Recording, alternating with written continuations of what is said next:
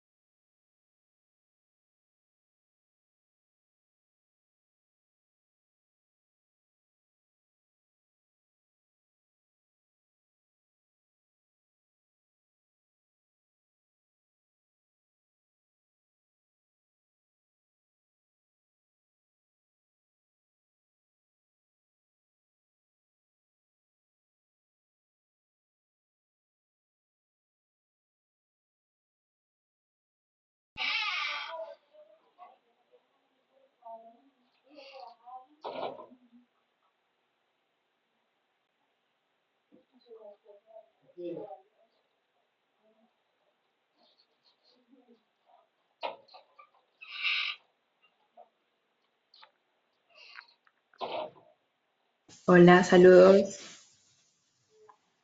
Buenos días, buenas tardes, desde donde nos estén escuchando.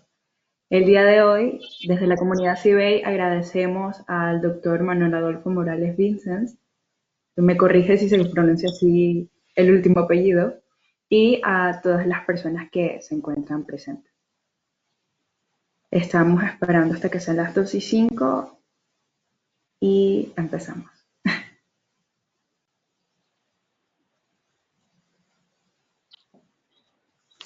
Un minuto más.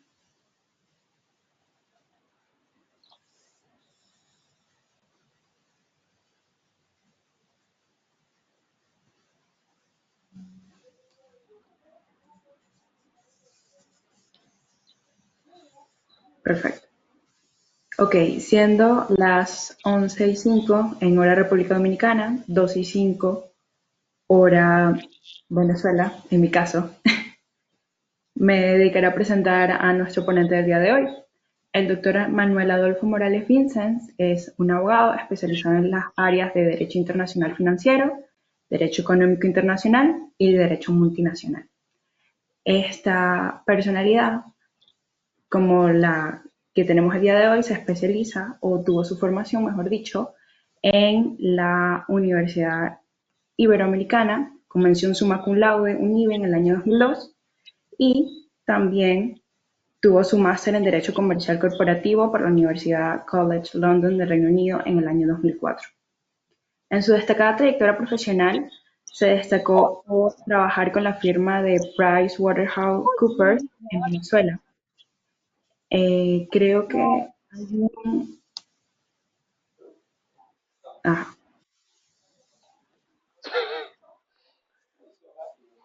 When Jeremy come back, ¿me escuchan?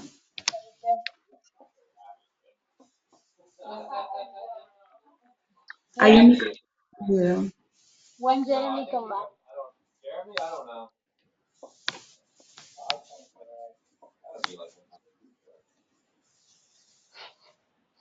you can go to his desk.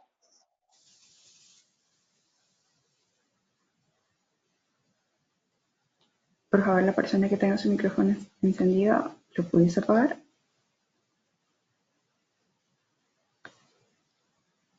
Perfecto. Muchísimas gracias. Ok. Seguimos entonces.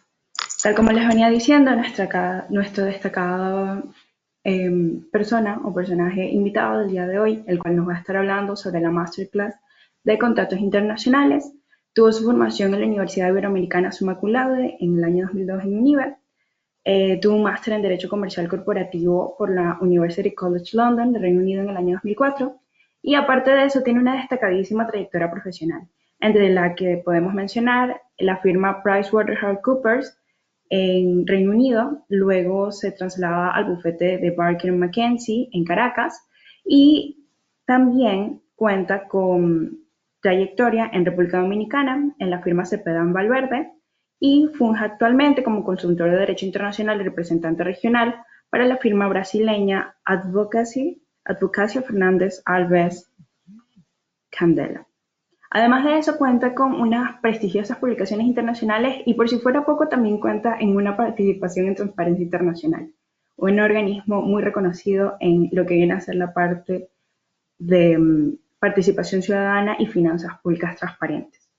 Con eso, me dedico a darle la palabra a nuestro ponente y les recuerdo a todas las personas asistentes que hagan sus preguntas en nuestro chat, que las estaremos leyendo una vez que se termine la disertación.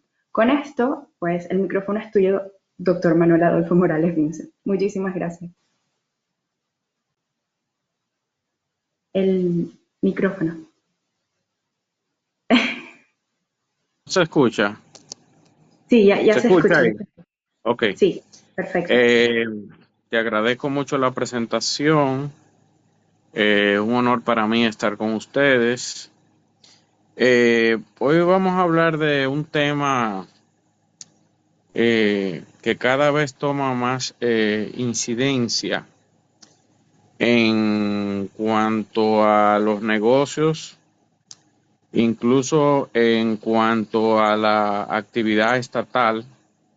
Voy a tratar de darles un enfoque multidisciplinario para que, no importando el background de los participantes, que sé que es mixto y variado, puedan de alguna forma tomar algo como elemento de partida para hacer futuros estudios o que les sirva para sus propios casos. Bueno, lo primero que debemos diferenciar es la contratación internacional frente a aquellos asuntos que ocurren fuera de la voluntad de... ¿Me pueden pasar al próximo slide, por favor? Exacto. Fuera de la voluntad de las partes. Me refiero a la responsabilidad civil, que no me lo voy a desarrollar porque no es parte nodal de esta exposición. En el siguiente slide vamos a ver dónde ubicar la contratación internacional frente a todas las áreas del derecho. Entonces, un autor que es muy clásico en el estudio del derecho, Massot, se refiere a que existen relaciones que se generan entre comerciantes, entre ellos mismos, entre el Estado y las colectividades públicas y los particulares. Como vamos a ver más adelante, pueden haber contratos internacionales en esa modalidad de contratación. Y van a haber diferentes materias que van a lidiar con cada cosa. El derecho comercial, el derecho administrativo, especialmente en el caso de los contratos estatales. Los contratos administrativos pueden ser locales e internacionales. El derecho internacional público, el derecho internacional privado. Cuando me refiero a un contrato administrativo internacional, me refiero fundamentalmente a aquellos que tienen lugar luego de una licitación internacional. Como ejemplo, les puedo decir, si un país X está requiriendo un producto que debe ser objeto de una licitación, de una competencia entre empresas o entidad o otro tipo de entidades para su adquisición, y esos bienes esos bienes o servicios no están disponibles en el país, entonces ahí se da lo que se llama la licitación pública internacional, y luego de pasado el proceso de selección, pues el contrato va a ser un contrato administrativo internacional. En el siguiente slide vemos algunas definiciones de lo que es un contrato. Básicamente, un contrato es un acuerdo de voluntades que puede tener lugar entre personas y empresas, entre personas, entre empresas, entre personas y estados, o eh, si tiene lugar entre estados, solamente entre estados, entonces estamos hablando de un tratado internacional. Eso ocurre también cuando es varios estados que crean una institución internacional como la ONU, ahí tenemos un tratado internacional también. Siguiendo con el próximo slide, ahí les doy el siguiente, por favor. El siguiente slide, ok. ¿Qué es lo importante para definir un contrato internacional? Que haya un elemento extranjero, ya sea diversas nacionalidades de las partes, que las partes estén ubicadas en diferentes lugares. Vamos a ir viendo las implicaciones prácticas, porque el estudio de los contratos internacionales de manera apropiada es básicamente muy práctico. Y eso es lo que estamos viendo aquí. En el siguiente slide seguimos viendo cuáles son los diversos elementos extranjeros que pueden haber en la contratación internacional. Entonces, básicamente, los elementos en los que pueden haber elementos extranjeros están en los sujetos por su nacionalidad o por su ubicación, el lugar donde se va a ejecutar la obligación, por ejemplo, si es un contrato internacional de venta de aparatos celulares inteligentes, el lugar de la entrega, o sea, por ejemplo, se producen en un país, se entregan en otro, ya tenemos un elemento extranjero ahí que hay que tomar en cuenta. Y lo fundamental es que la legislación de cada nación involucrada va a ser diferente. Las partes, como vamos a ver más adelante, tienen la posibilidad de elegir cuál es la ley aplicable. Usualmente se va, tanto los árbitros como los jueces que vayan a decidir al respecto van a respetar la voluntad de las partes, a menos que se haga imposible, como vamos a ver más adelante. El siguiente slide, por favor. El siguiente. Ok. Entonces, un ejemplo que podemos ver sobre un contrato internacional que se puede resolver a través de una cláusula es cuando volvemos con el ejemplo de los celulares. Vamos a suponer que los celulares están siendo fabricados en Estados Unidos y se van a vender en Brasil. Es posible que el fabricante, siempre y cuando lo acepte la otra parte, establezca una cláusula que le permita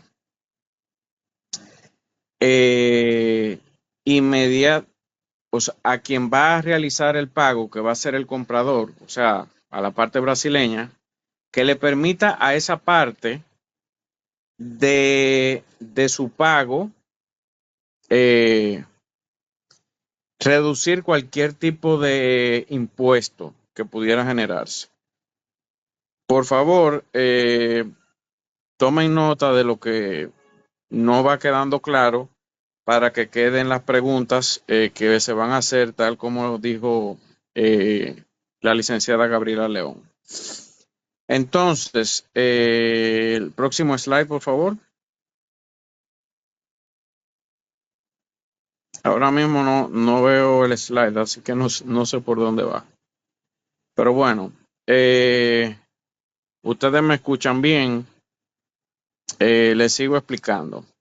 Dadas las características de los contratos internacionales, van a haber una serie de elementos que o se van a definir por la interacción entre la legislación entre las partes. Si estamos entre un contrato entre partes privadas, como el ejemplo que les empecé a dar de los celulares, va a ser el derecho internacional privado. O sea, va a haber una interacción entre el derecho internacional privado de cada país si las partes no han elegido cuál es la ley aplicable.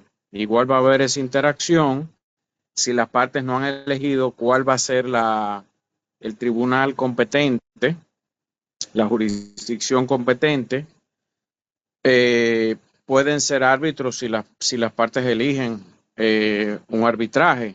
O sea que de las características de los contratos vemos una serie de situaciones que lo mejor es que puedan ser definidas por las partes y que no quede al azar. También existen las cláusulas de limitación de responsabilidad adaptadas a la economía internacional. Por ejemplo, por darles un ejemplo, prever alguna situación pandémica como la que tuvimos recientemente, que sirva como una forma de limitar o exonerar la responsabilidad. O sea, si yo no puedo tener el personal trabajando en mis plantas para la fabricación de los celulares porque se ha establecido un distanciamiento y tengo que dejar de operar, pues si existe una cláusula que prevea una situación así, pues entonces es más fácil que exista una exoneración o una limitación de la responsabilidad. Entonces, ¿cuál es la documentación por excelencia de las operaciones comerciales internacionales? La documentación por excelencia va a ser la cotización y la aceptación. En el caso del que estamos hablando, vamos a suponer que la empresa está establecida en Tampa y que la empresa fabricadora de los celulares inteligentes y la empresa que los va a comprar en Brasil está en Sao Paulo. Entre esas empresas va a haber una solicitud para cotizar los productos y va a haber una aceptación. ¿Qué pasa? Que cuando esos documentos no coinciden, estamos frente a lo que se ha denominado en la jurisprudencia anglosajona en un battle of forms. En el derecho inglés, como se ha resuelto este problema, es básicamente en dar preeminencia al documento que fue emitido de último. Por ejemplo, se hace una cotización donde los celulares cuestan $100 cada uno, la aceptación se hace por 90 o por 80 y ese last shot rule en el derecho anglosajón en Estados Unidos haría que aplique el precio más bajo. Si nos vamos al derecho inglés, vamos a ver el knockout rule, que básicamente es que se van a aplicar las cláusulas que coincidan. Ahora bien, cuando hay una diferencia de precio, obviamente no va a haber una coincidencia. Entonces, lo mejor, lo más recomendable es que se evite esas discrepancias y en el momento en que una de las dos partes no está de acuerdo con lo manifestado por la otra, que se haga la salvedad inmediatamente. Entonces, ese mismo es el slide que estamos viendo. Entonces, es importante dejar las cosas claras para evitar problemas futuros. En el siguiente slide vemos algunos asuntos a tomar en cuenta en la contratación internacional. En primer lugar, podría parecer muy interesante ser la parte que tiene más poder en la contratación. En este caso, la productora de celulares es un startup, una compañía pequeña, la fábrica en Tampa, y la compañía que va a hacer la adquisición para la distribución en Sao Paulo es un gigante. ¿Qué pasa? Que cuando cuando no hay un equilibrio de poder, las cortes de arbitraje suelen no obligar a la parte a la que se le han colocado obligaciones que no son razonables. Por eso hay que tener mucho cuidado de cómo se manifiesta el poder entre las partes. Es importante también tener en cuenta que hay leyes que tienen aplicación extraterritorial, como es el caso del Foreign Corrupt Practices Act. Para las personas que les interesa ver ese tema de la aplicación extraterritorial de las leyes norteamericanas, ese es un caso muy interesante, el Foreign Corrupt Practices Act. Bueno, entonces, en cuanto a la ley aplicable, ya les dije que puede haber una interacción entre el derecho internacional privado de cada país. Usualmente es una ley de derecho internacional privado. Entonces, para que ustedes puedan entender a qué me refiero, aquellos que no tengan un background necesariamente jurídico, una ley de derecho internacional privado sencillamente lo que va a hacer es regular aspectos de índole privado, como dice su nombre, que tengan un elemento internacional. Por ejemplo, cuando hay un matrimonio entre personas que son de diferentes nacionalidades, pero fundamentalmente cuando en una separación matrimonial hay bienes que están ubicados en diferentes países, usualmente, y creo que no hay excepción para eso, digo creo porque no conozco la legislación de todos los países, pero usualmente en el caso de inmuebles, de casas, de apartamentos, de locales, es la ley del país donde están ubicados la que va a regular su destino.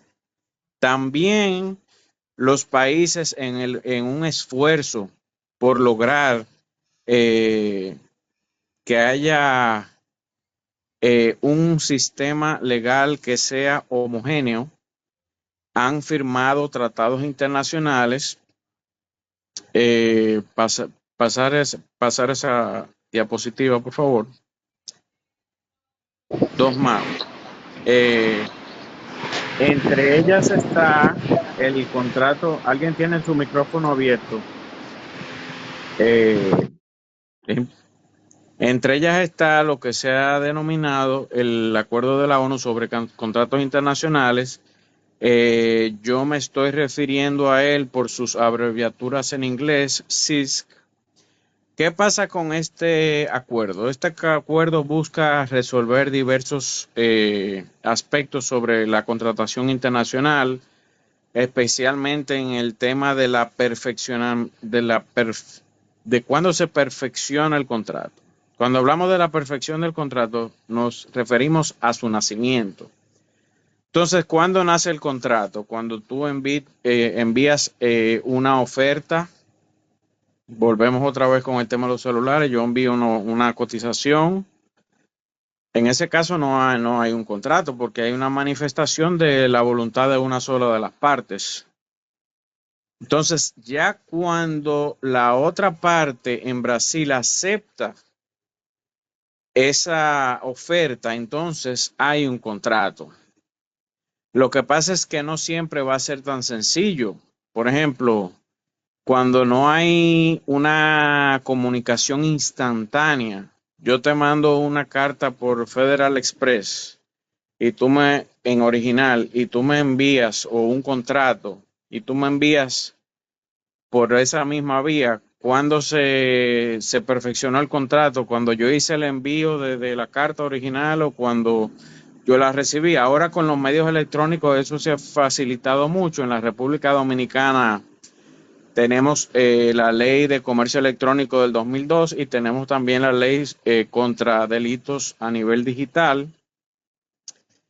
Lo más importante que quiero resaltar sobre las leyes de comercio electrónico es que hay cierta homogeneidad en el sentido de que a través de un mensaje de WhatsApp ya las partes pueden asumir obligaciones económicas y esas pueden ser utilizadas como prueba tanto en los tribunales tribunales del Estado como en los arbitrajes. En la presentación se explica en qué casos se aplica la convención y en qué casos se excluye cuando es para o sea, si usted hace una compra, por ejemplo, en Amazon para usarlo de manera personal, eso no aplica para la convención.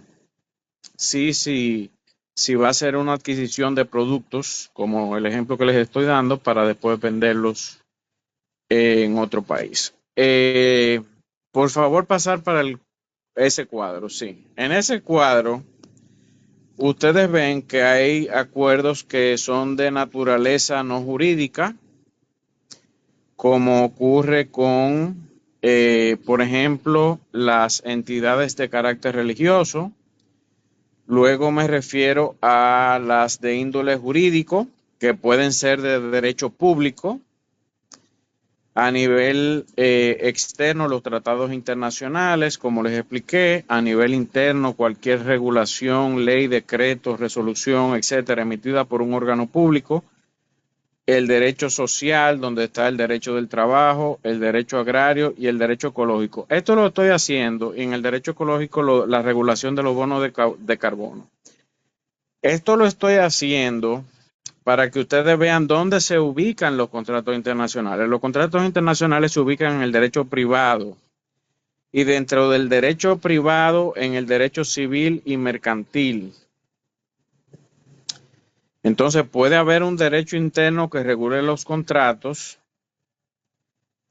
que también aplicaría a los contratos internacionales dependiendo cuál sea la ley aplicable. Por ejemplo, en el mismo caso de Tampa y Sao Paulo, las partes pueden elegir en su contrato que la ley aplicable va a ser la ley de Brasil.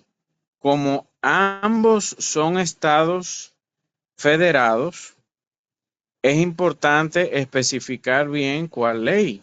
Si es la ley, por ejemplo, del estado de Orlando o del estado de Sao Paulo, o sea, hay que tratar de especificar lo mejor posible. El siguiente slide, por favor. Le estaba poniendo ahí un ejemplo, pueden pasar al siguiente slide, sobre tratados internacionales en estos tiempos que estamos en tiempos de conflictos armados todavía, aunque no mundiales, gracias a Dios. Les pongo el ejemplo del Tratado de Versalles, que fue un tratado suscrito por estados, naturalmente, que estableció las condiciones de paz, incluyendo la reorganización territorial europea y la imposición de sanciones económicas y limitaciones militares a Alemania, que dieron lugar después a la Segunda Guerra Mundial. Ahora bien, entre la Primera y la Segunda Guerra Mundial hubo un intento de hacer una sociedad de naciones, también a través de un acuerdo internacional, un tratado. No prosperó y se hizo la Organización de las Naciones Unidas, la ONU, que tiene, como ustedes saben, un Consejo de Seguridad. La Carta de la ONU también llamada Carta de San Francisco, es el sujeto es el documento que le dio vida a esa organización internacional. Y básicamente lo que hacen los tratados internacionales es que crean un derecho que va a regular a los estados. No voy a expandir mucho sobre tratados internacionales porque no es el tema de esta exposición, pero es bueno diferenciar entre un tratado y un contrato internacional. Cualquier cosa que yo diga que no se entienda, cualquier término, por favor lo anotan. Entonces, es importante destacar que la contratación internacional tiene un efecto evidentemente patrimonial, en el sentido de que involucra pagos de suma de dinero, recepción de suma de dinero, involucra también el pago de indemnizaciones en caso de incumplimiento, a menos que exista una cláusula de exoneración de responsabilidad o que exista una exoneración de responsabilidad derivada de la ley aplicable o del tratado internacional aplicable. Entonces, ¿cuáles son los elementos más importantes de los contratos internacionales? Personales, en el sentido de cuáles son las partes, son empresas, son personas físicas. En el ejemplo de los celulares, puede ser una persona física que está haciendo un startup en Tampa que le está vendiendo a una empresa brasileña en Sao Paulo, que puede ser una empresa estatal. Como ustedes saben, hay empresas estatales que pueden dedicarse, hay sujetos estatales que pueden dedicarse a actividades empresariales. El consentimiento de las partes, muy importante esto. La manifestación del consentimiento de las partes. Una cosa es el consentimiento y otra cosa es cómo tú puedes probar el consentimiento. Entonces es importante que el consentimiento sea manifestado de manera expresa entre las partes, porque si no se manifiesta de manera expresa y clara el consentimiento, eso hace que los jueces o los árbitros tengan que interpretar esas cláusulas. Entonces, hay una serie de ventajas que tienen los contratos internacionales, que van a ver en el slide siguiente. Ahí enumero algunas ventajas. No me voy a detener en ellas. Entonces, fundamentalmente, el contrato por excelencia, el contrato comercial por excelencia, es el contrato de compraventa internacional. Entonces, es importante definir en el contrato internacional cuáles son las condiciones de entrega. Entonces, como veremos más adelante, eso tiene una importancia práctica a nivel patrimonial.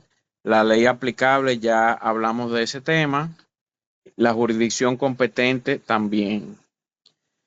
Lo más importante no es un contrato voluminoso que tenga varias páginas, no. Lo importante es que exista una interacción entre las partes que permita definir los elementos del contrato, ya sea WhatsApp, email, carta, contrato, etcétera. Con la postilla de la Haya, el que no sepa lo que es eso me puede dar la pregunta al final. Eso facilita mucho los contratos internacionales. Siguiente slide, por favor. En el siguiente slide le doy algunos ejemplos. La compraventa internacional, ya estamos hablando de esa. El suministro internacional. La compañía de Tampa produce los celulares y hace un suministro internacional a la compañía de Sao Paulo para vender esos celulares. Representación o distribución. Lo importante de la representación o distribución es cuando se está hablando de la exclusividad. Cuando hay exclusividad es muy importante que esté documentada. Por ejemplo, si yo represento a Dasani, no sé si se ve, a Dasani, esta es una botella de Dasani, en la República Dominicana, para mí va a ser muy importante tener un contrato de exclusividad, si va a ser de manera exclusiva, y que ese contrato cumpla con los requerimientos correspondientes del país para que sea exclusivo. En nuestro caso, el registro del contrato en el Banco Central de la República Dominicana. La licencia para uso o explotación de patente o marca. Por ejemplo, yo distribuyo en la República Dominicana un medicamento, vamos a poner algo común y simple, el Tylenol. Entonces yo recibo una autorización por escrito de poder fabricar ese medicamento y de poder usar la marca Tylenol para venderlo. También existen contratos internacionales de prestación de servicio. ¿Cuál podría ser un contrato internacional de prestación de servicio? En el mismo caso de Tampa y Sao Paulo, en este caso lo vamos a poner al revés. La compañía brasileña de Sao Paulo le presta servicios tecnológicos a la empresa de Tampa. Servicios. Una cosa son los bienes y otra cosa son servicios. Los servicios pueden ser, por ejemplo, la programación de los software de los celulares. Siguiente slide, por favor. Entonces tenemos algo que se le ha convenido en llamar lex mercatoria. Esas son las cosas a las que acuden los tribunales y los árbitros cuando no hay una expresión de voluntad que sea inequívoca. Entonces, están los usos y costumbres del comercio internacional. ¿Qué sería un uso o costumbre del derecho internacional? Si en el mismo ejemplo de los celulares lo que se acostumbra es que el pago se realiza luego de la recepción de los celulares, y eso es una costumbre regional, y eso no está definido en un contrato internacional, entonces lo que van a hacer los árbitros y los jueces es usar ese uso internacional. Contratos tipo, en los contratos internacionales se ve que cada vez más las partes están usando contratos similares para asuntos similares. El principio de la autonomía de la voluntad, que básicamente cualquier expresión de la voluntad que pueda, por ejemplo, un voice note, un documento que se envió, etcétera, etcétera, etcétera, una grabación de Zoom de una negociación. La expresión de la voluntad es lo más importante. Si la expresión no es inequívoca y clara, entonces ahí vamos a otros medios de las decisiones arbitrales como antecedente. Eso es lo que le llaman lex mercatoria. En el siguiente slide vemos algunos temas que ya yo traté y que no voy a referirme a ellos de nuevo. Además de la convención CISC, hay otras que se han suscrito. La CISC es la más importante porque se hizo o sea, ustedes saben que el organismo internacional que más membresía tiene es la ONU, y los acuerdos que se hacen en la ONU son más importantes. Pueden pasar al siguiente slide. Otro más. Ok. El siguiente. Ok. Entonces, en el slide anterior a ese, quiero leerles algo. Primero, me voy a referir a un asunto que es de interés en los contratos internacionales. Los centros de arbitraje pueden ser locales y pueden ser internacionales. Los internacionales son los que o se dan como suerte de una asociación entre países para crear ese centro de arbitraje, o sencillamente porque es un centro de arbitraje que está en un país, como ocurre con el centro que administra la Cámara de Comercio Internacional en París. Entonces, ahí se ventilan, se discuten muchos conflictos internacionales. Algo que está en la ley modelo de UNCITRAL sobre arbitraje comercial internacional, que es la que están usando los países para establecer los órganos de arbitraje en sus propias naciones, dice: el tribunal arbitral decidirá el litigio de conformidad con las normas de derecho elegidas por las partes. Como le dije, lo primero es la voluntad. Se entenderá que toda indicación del derecho o ordenamiento jurídico de un Estado determinado se refiere, a menos que se precie lo contrario, al derecho sustantivo de este Estado. El siguiente slide, por favor. Siguiente. Siguiente. Otro más. Como se está acabando el tiempo, voy más rápido. Otro más. Ok, entonces las partes tienen derecho a incluso a llegar a un nivel de establecer que solo lo que ellas hayan convenido es lo que va a regir el contrato, haciendo que el contrato no tenga ningún tipo de ley aplicable. Pero eso es algo que en la práctica no se da, no es común. Siguiente slide, por favor. Ok, entonces, en ese mismo slide vamos a ver una serie de cosas, pero ahí me voy a concentrar en lo que es la elección de la ley aplicable. Cuando yo, por ejemplo, evito que aplique una ley, pudiera ser porque hay inestabilidad en ese país, o la persona con la que yo estoy contratando puede influir en cuanto a la ley de ese país, entonces yo trato de evitar la aplicación de esa ley. Puede ser también por incentivos fiscales. Ahí están los acuerdos para evitar la doble tributación, que es un concepto que solamente quiero que ustedes conozcan. No me voy a referir a ello. Exactamente. Entonces, en cuanto al factor lingüístico, usualmente el inglés es el idioma que más se utiliza. También se puede evitar utilizar un sistema legal donde no existan asesores jurídicos que puedan efectivamente entender un contrato internacional. 2 slides más, por favor.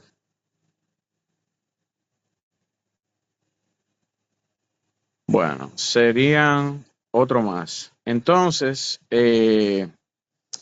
me refería ahí al contrato de underwriting. Ahí está toda la definición. Básicamente lo que se hace en un contrato de underwriting, y eso tiene muchas veces un carácter internacional, es que a quien emite, por ejemplo, acciones o instrumentos de deuda, existe un banco o entidad que está contratando de que va a comprar esos instrumentos y los va a revender.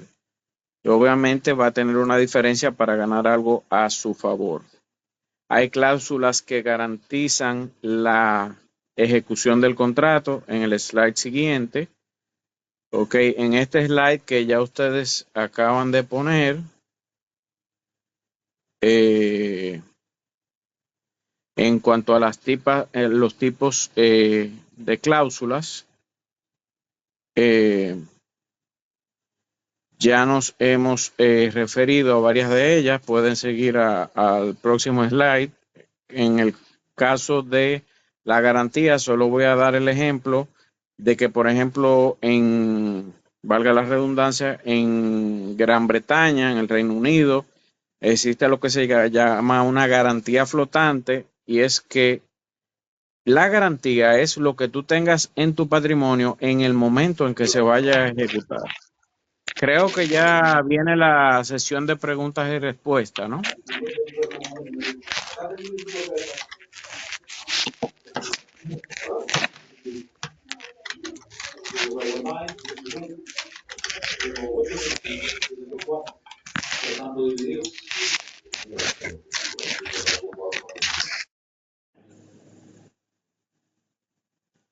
Pues Sí, sí. correcto. Me dicen por favor si ya se cumplió el tiempo o si sigo.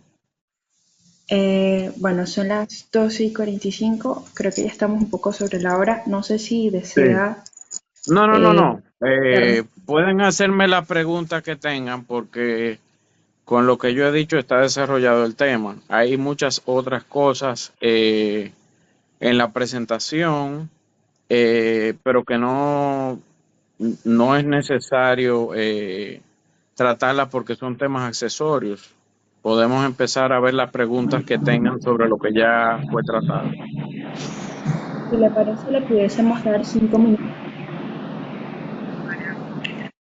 para que no cierre de una forma. Tan abruptamente. Bueno, Sí, exacto. eh, Ya entonces, sigo compartiendo. ok, un tema que le voy a introducir es el de los Incoterms. Los Incoterms son unos términos que se han establecido en la práctica internacional para definir condiciones de los contratos de mercancías internacionales. Por ejemplo, un Incoterm, hay varios. El CIF, que es muy conocido, establece que te tienen que entregar, o sea, que el vendedor asume los costos de transporte y tiene que entregar la mercancía donde diga el comprador, o sea, el vendedor es que tiene que asumir eso.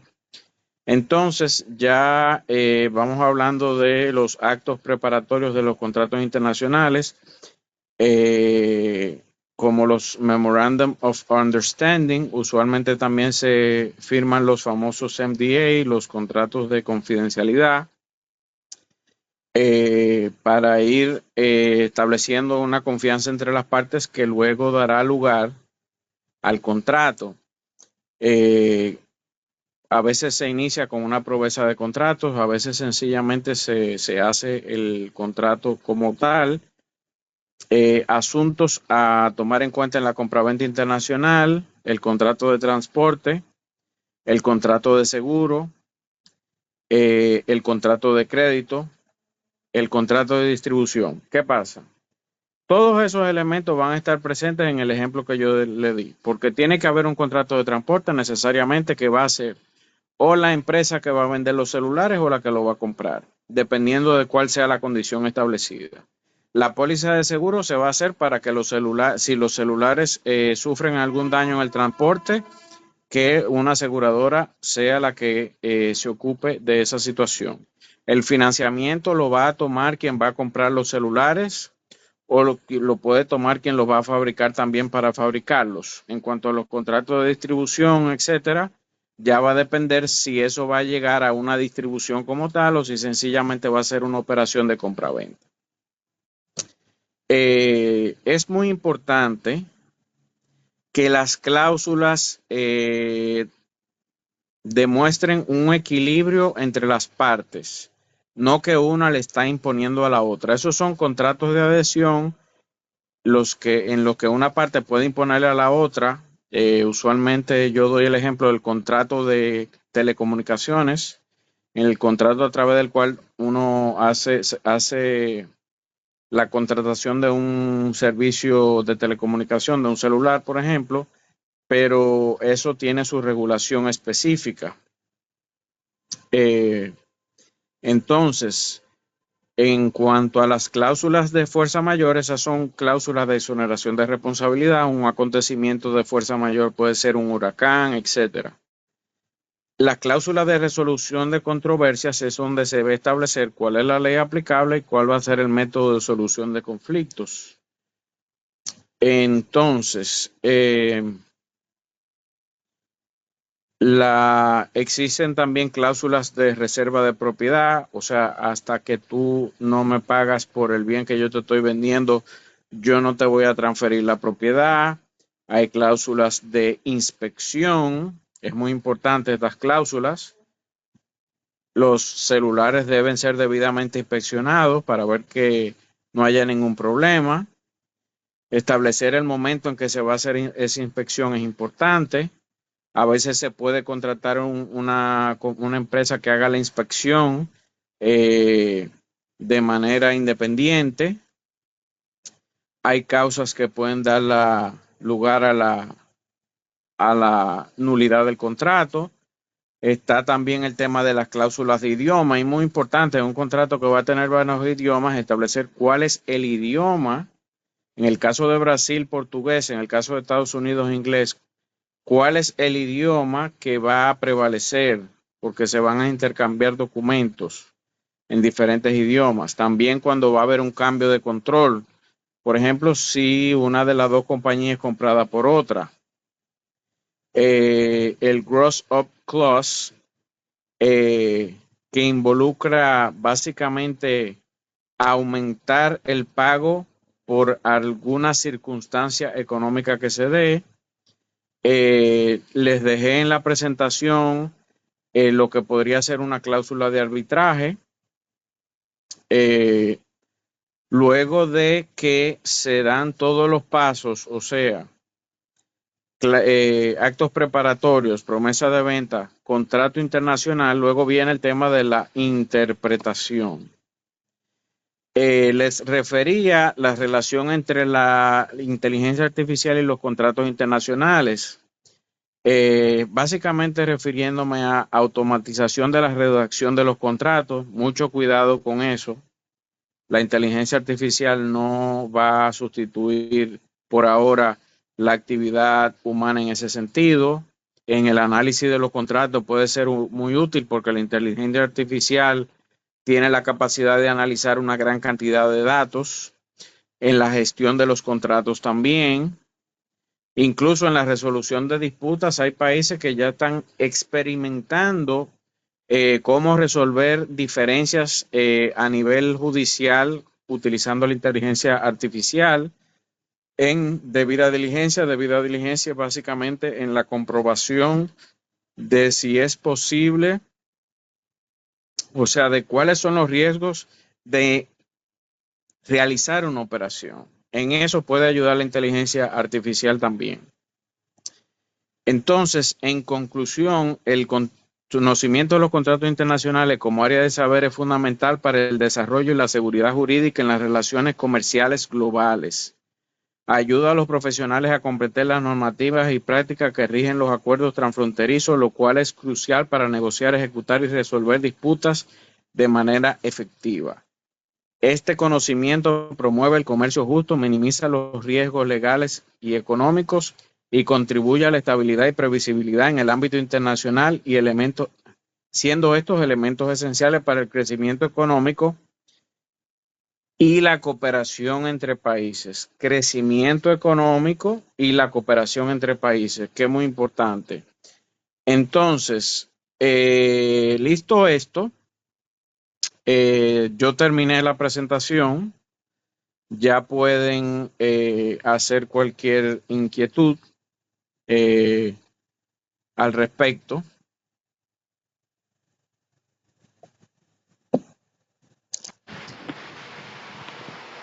Sí, hola, ¿se puede preguntar? Gabriela es la moderadora. Perfecto. Bueno, en ese caso, las preguntas que hayan escrito durante la sesión, ya me dedico a buscarlas. De antemano, muchísimas gracias al doctor. Fue una experiencia muy gratificante conocer sobre lo que viene a ser el tema de los contratos, y con una persona de tanta trayectoria. Creo que hubo una persona que preguntó si podía preguntar. El micrófono está abierto para que preguntes, no hay problema. Después de su participación, de la participación de esta semana, me dedico. Vale. ¿Sí me escucha bien ahí? Sí. Manuel, algo que no quedé yo bien claro, te voy a hacer la pregunta. Cuando hay una violación de contrato, por ejemplo, una violación, por ejemplo, un contrato de República Dominicana con Puerto Rico, por ejemplo, y hay una violación, ¿dónde se hace la reclamación? Si es donde está la violación, o cómo se hace esa parte, ese reclamo. Por ejemplo, si hay una violación de un contrato en Puerto Rico que no cumplió con República Dominicana, ¿se lleva a cabo allá o aquí? Ok, por eso me refería a la elección de la ley. Entonces, fíjate, vamos a cambiar el ejemplo de Tampa con Sao Paulo a Santo Domingo y San Juan, ¿ok? Ese es correcto. Si las partes, si las partes no definieron dónde hay que hacer la reclamación, entonces hay que ir a la ley de cada país, recordándose que Puerto Rico es un estado libre asociado, no un país. Hay que ir a y va a estar sujeto a leyes federales. Hay que verificar primero en la legislación de los países. Usualmente eso no va a ocurrir.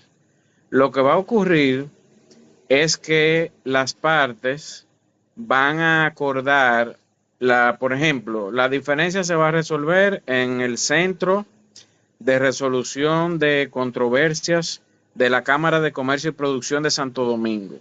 Eso es un ejemplo de lo que pudieran haber acordado las partes. Por eso es tan importante que no que se haga un contrato muy largo, pero cuando tú mandes tu oferta, porque lo que va a pasar ahí, si nos vamos otra vez al tema de los celulares, es que la empresa dominicana, por ejemplo, va a hacer una oferta diciéndote, mira, yo te voy a vender 100 celulares a $50 cada uno, la otra parte lo va a aceptar. En una de las dos debe haber, o en las dos debe haber un medio en el que se van a resolver, en el que se va a resolver el problema. Ahora bien, si la Ley de Derecho Internacional Privada Dominicana especifica que debería ser la jurisdicción dominicana y las partes no han dicho nada, pues sencillamente tú vas a tener que demandar a la parte de San Juan para que venga a defenderse aquí a la República Dominicana y ahí se va a dar lo que se llama una notificación internacional, que va a ser una notificación de Santo Domingo a Puerto Rico usando los medios correspondientes. No sé si me di a entender. Sí, claro, perfectamente, Manuel. Perfectamente Ok, estoy entendiendo. Gracias. a tu orden. Perfecto. La otra mano que tengo levantada por aquí es de Odigin Pierre. Bueno, disculpa si no lo pronuncio bien, pero creo que estás por allí. Muchas gracias. Mi nombre es licenciado Odigian Pierre. Muchas gracias. Mi pregunta es, si no existe una ley o un reglamento, entonces que regula el contrato internacional. Si no, o sea, tú lo dices como una opción de que no exista o porque siempre va a haber una ley que regule el contrato internacional. El asunto es que se puede dar lo que se llaman conflictos de leyes. Puede ser Ok. que la ley dominicana establezca que es la dominicana y la ley estadounidense que es la ley estadounidense. Y ese es un conflicto que tienen que resolver los tribunales. Lo primero que tienen que resolver los tribunales cuando las partes no definen la ley y la jurisdicción aplicable es cuál es la jurisdicción competente. Ahora bien, ¿dónde está el elemento más importante a tomar en cuenta es cuál es el país con que la operación tiene más relación? ¿Es el país donde se producen los celulares o el país donde se compran? Pero eso va a ser, si eso no se define entre las partes, eso va a ser una discusión entre los tribunales. Ok. Muchas gracias por la respuesta. Perfecto. Muchísimas gracias también a ti. También tenemos por aquí la mano levantada de David Couso 6 Sí, hola, ¿se oye? y se oye. Se escucha perfectamente, sí. Vale, mira, yo estoy en España, entonces mi pregunta era, en una contratación internacional de España o de la Unión Europea con China, ¿qué elementos son más importantes según tú? Bueno, lo primero que yo haría, si yo soy el abogado de la parte europea, es que todo se solucione primero en el idioma del país europeo que está contratando. Si es Francia, francés. Que la moneda sea el euro, que todos los conflictos que se vayan a ventilar tengan lugar en el país europeo. Si estoy representando a la parte europea, si estoy representando a alguien que está en China continental, va a ser todo lo contrario. Ahora, puede pasar que no se pongan de acuerdo en si el asunto va a ser en mandarín o si va a ser en francés y deciden coger un tercer lugar, un tercer país. Por ejemplo, que todo el asunto se resuelve en Australia bajo la ley de Australia y los tribunales australianos, como una forma de no me fui a lo que tú querías ni me fui a lo que yo quería, sino que lo hicimos y se puede convenir. Donde puede haber el problema es cuando hay elementos de seguridad nacional, por ejemplo, si se están comprando y vendiendo armas, cuando hay un tema de salud, como se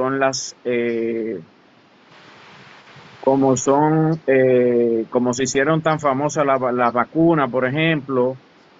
En esos casos es que los países pueden involucrarse un poco más y no permitir que las partes decidan el destino de lo que va a pasar. Pero todo va a depender de a quién yo estoy representando. Por mi práctica, yo, por ejemplo, yo no sé mandarín, no he hecho nada en Asia. Por el tipo de práctica que yo tengo, va a ser en Europa. Y a mí Sí, personalmente me gusta más Europa que China, personalmente.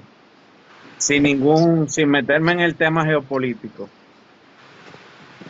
sí, o sea, un poco la idea es, bueno, en el tema idiomático, en principio es en inglés, o sea, ni para mí como español, ni para él como chino.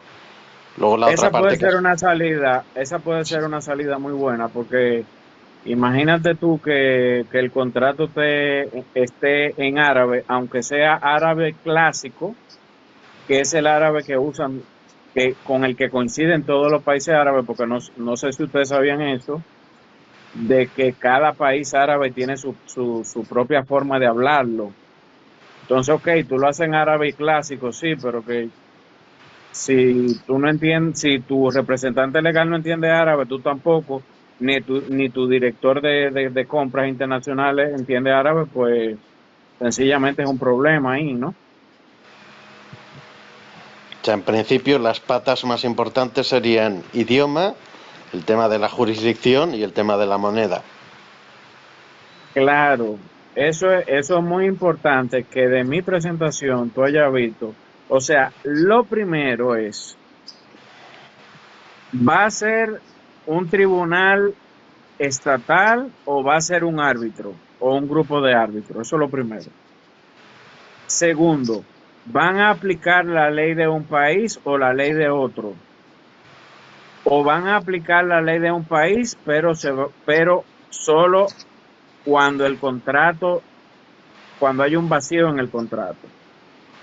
Estoy en jurisdicciones que tienen idiomas diferentes, por ejemplo, España y China. Obviamente tú vas a querer que el contrato sea en español. La gente de China lo va a querer en mandarín y entonces se usa el inglés como idioma internacional. Como moneda internacional yo siempre voy a recomendar el dólar. No es porque me gusta ir a Disney, pero porque el dólar es una moneda más fácil de manejar en el mundo. Hasta en China es más fácil manejarse en dólares. O sea, Porque hay una certeza perdón que te interrumpí, vinculada a esa moneda. Yo te pago en dólares y yo sé cuánto estoy recibiendo, cómo se maneja, etcétera. O sea, me puede generar más problema el euro que el dólar con China. Ahí no, yo diría que eso va a depender de. Te voy a dar un ejemplo te voy a dar un ejemplo para que tú lo puedas visualizar de manera práctica. Si yo soy la parte que está fabricando los teléfonos celulares inteligentes y yo estoy comprando la materia prima y todos mis costos son en dólares, yo voy a preferir que me paguen en dólares, porque puede ser que haya algo que altere el valor de lo que yo vaya a recibir si me cambian la moneda.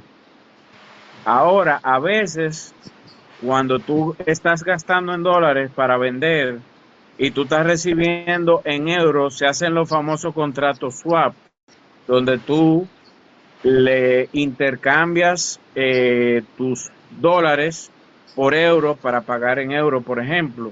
O sea, todo va a depender del caso, pero sí, efectivamente, como tú dices, la moneda es un factor que tiene que tomarse en cuenta y lo que hay que ver cuáles son las realidades económicas del caso para establecer la moneda que más convenga. Pero el dólar definitivamente que te saca de aprieto fácil, porque es una moneda que se maneja mundialmente sin ningún problema. A nivel regional de bloques, ¿hay alguna regulación comercial entre el bloque de la Unión Europea y el China? Mira, realmente regulaciones relevantes no hay, porque, y mira, no estoy consultando eso, pero si yo soy la Unión Europea, yo no quiero tener libre comercio con China. Si yo soy Estados Unidos, yo no quiero tener libre comercio con China tampoco, ni con Brasil tampoco. Estados Unidos no tiene libre comercio con Brasil tampoco. Esos gigantes, o por ejemplo, pensar en un tratado de libre comercio entre la Unión Europea y Rusia, quizá no va a ser en esta época donde estamos viviendo ahora.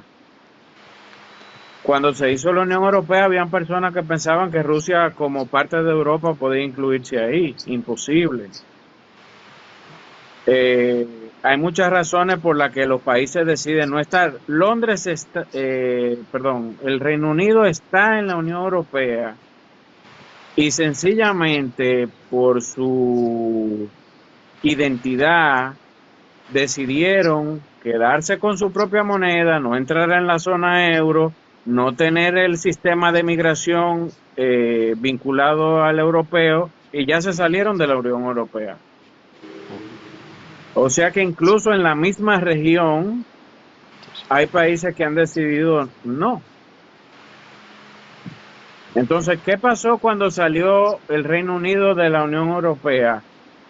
Cada uno de los acuerdos que habían para el libre comercio entre la Unión Europea completa, donde estaba el Reino Unido, había que firmarlo otra vez. Todavía el día de hoy no se sabe qué tantas cosas hay que terminar de firmar para que quede todo como estaba. Y se afectaron terceros países porque República Dominicana tiene un acuerdo con la Unión Europea, tiene un acuerdo con Estados Unidos, República Dominicana también tiene un acuerdo de alcance parcial con Panamá. Hay muchos países que han tratado de hacer libre comercio con República Dominicana, pero el empresariado no lo ha aceptado. O sea, al final, cuando estamos hablando de un gigante como China, hablar de libre comercio hoy en día es difícil, a menos que el empresariado cambie su mentalidad y los políticos también. Perfecto. Muchísimas gracias, doctor Manuel, y también muchísimas gracias por tu participación, David. Bueno, les comento que ya estamos sobre la hora y este es el momento en donde extiendo su agradecimiento por acompañarnos el día de hoy También súper agradecida por la participación del doctor Manuel. Yo creo que vamos a necesitar otra sesión para seguir hablando de contratos internacionales. Y bueno, desde CBAY los invitamos a que formen parte de nuestras capacitaciones, a conocer nuestra oferta en www.cbay.org. Y en cuanto al doctor Manuel, pues espero realmente poder seguir compartiendo espacios con usted y seguir mucho en lo que es la parte de contratos internacionales desde CBAY y bueno, también desde la forma particular. Cuando gusten quedo a la orden. Muchísimas gracias. Encantado. Gracias, Bye. Manuel. Hasta luego.